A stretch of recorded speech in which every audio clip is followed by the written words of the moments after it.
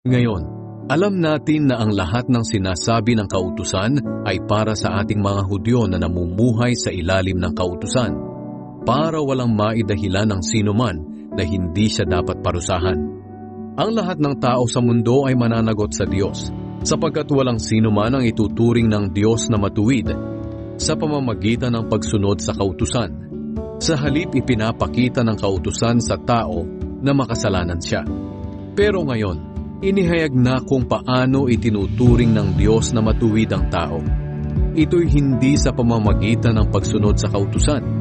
Ang kautusan na mismo at ang mga propeta ang nagpapatotoo rito. Ang tao'y itinuturing ng Diyos na matuwid sa pamamagitan ng pananampalataya kay Hesukristo.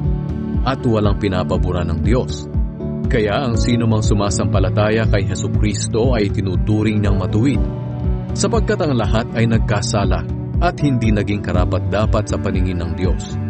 Ngunit dahil sa biyaya ng Diyos sa atin, itinuring niya tayong matuwid sa pamamagitan ni Kristo Jesus na siyang tumubos sa atin. Ito'y regalo ng Diyos.